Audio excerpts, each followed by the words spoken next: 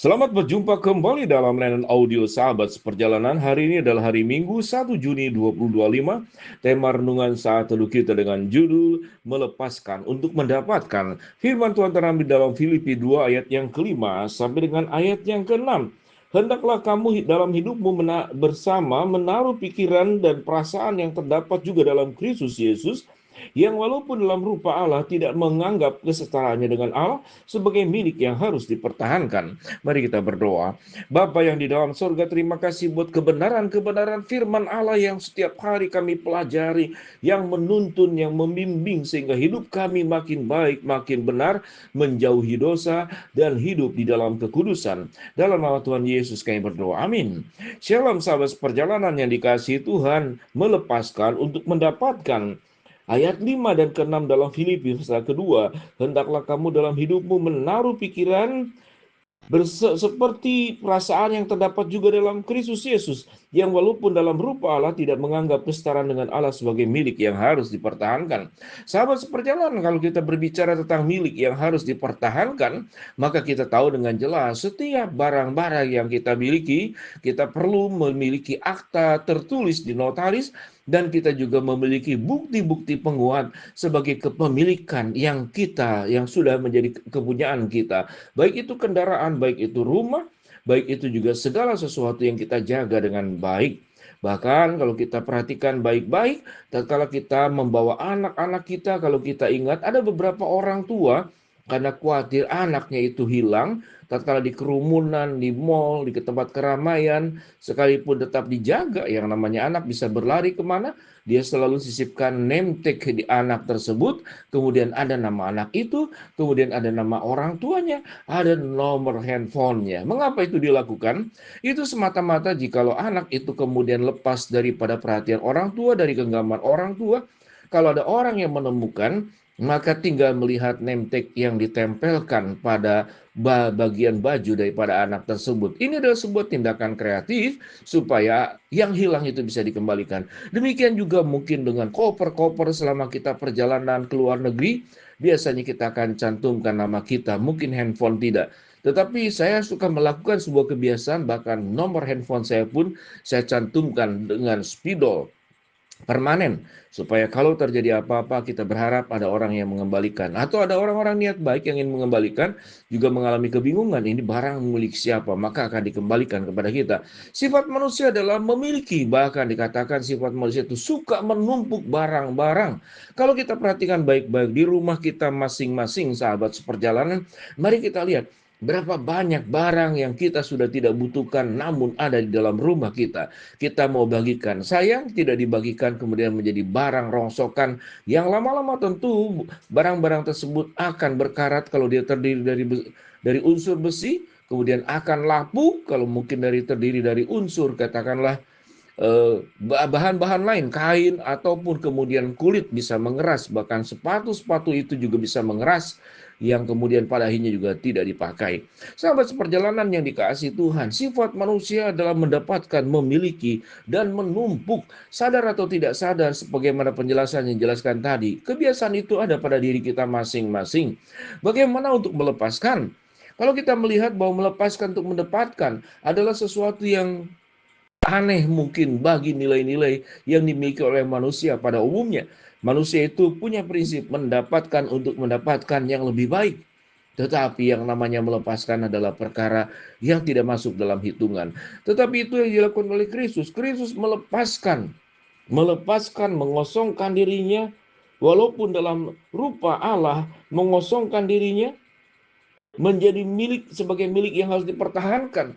Dia tidak menganggap apa yang menjadi milik dari diri dianya itu sebagai milik yang harus dipertahankan. Melepaskannya dengan satu alasan, untuk menebus seluruh dosa kita, dalam rangka mengasihi dan mencintai kita. Dalam sebuah mimpi bahwa akan adanya sebuah siksaan kekal, ada penderitaan yang berat dan besar yang akan dialami oleh manusia. Kalau Yesus tidak datang ke dalam dunia, mengosongkan dirinya, milik keilahiannya sebagai milik yang harus dipertahankan, tidak dilakukannya.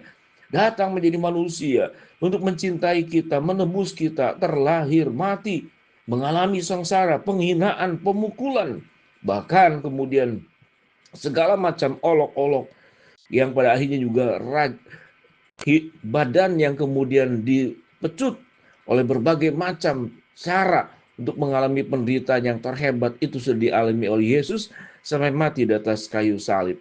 Sahabat seperjalanan, tentu ini adalah sebuah nilai yang perlu kita pelajari.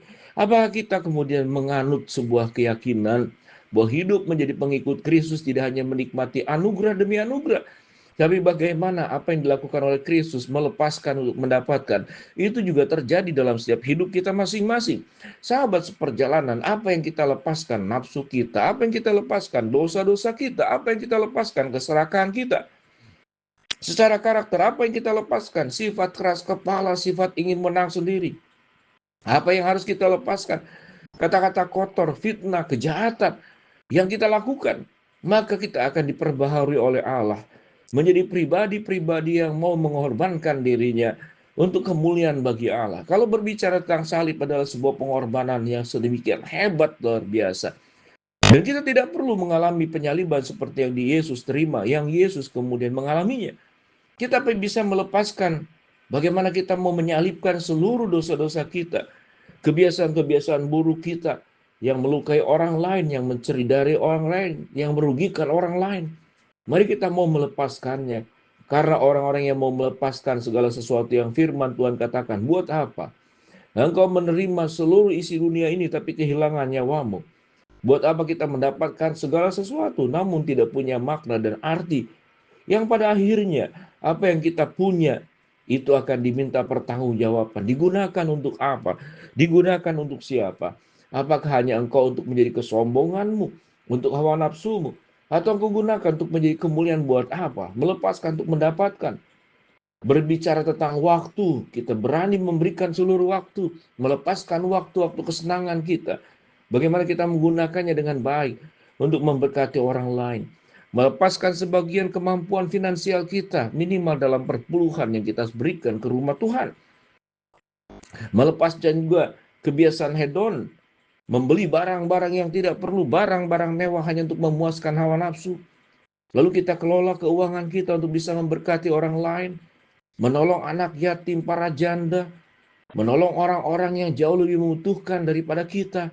Ada orang bertahan supaya mendapatkan makan, memperpanjang waktu hidupnya. Tetapi ada orang mencari makanan untuk menikmati berbagai macam makanan. Dan pada akhirnya makanan tersebut membuat sakit penyakit yang kemudian pada akhirnya membawa kematian secara perlahan-lahan karena tidak menjaga kesehatan dengan baik. Sahabat seperjalanan, kalau Yesus dikatakan yang walaupun dalam rupa Allah tidak menganggap kesetaraan dengan Allah sebagai milik yang harus dipertahankan. Apa yang kita pertahankan selama ini? Apa kita mempertahankan kebenaran, mempertahankan kudusan, mempertahankan hidup yang serupa dengan Kristus, atau mempertahankan dosa, mempertahankan ego, mempertahankan harta benda, bahkan merebut milik orang lain, tidak hanya mempertahankan hak miliknya sendiri. Kemudian terjadilah berbagai macam pertikaian, pertengkaran, percekcokan yang saling merugikan satu dengan yang lain. Mari kita belajar untuk berani melepaskan untuk mendapatkan. Kita berdoa. Bapa dalam surga, terima kasih buat kebenaran firman yang kami pelajari. Hamba berdoa buat sahabat seperjalanan yang sakit. Tuhan jamah sembuhkan. Sahabat seperjalanan yang sedang menghadapi masalah, Tuhan bukakan jalan. Sahabat seperjalanan yang sedang berdoa mengharapkan sesuatu, Tuhan kabulkan dengan cara dan waktu Tuhan yang terbaik. Dalam nama Tuhan Yesus kami berdoa. Amin.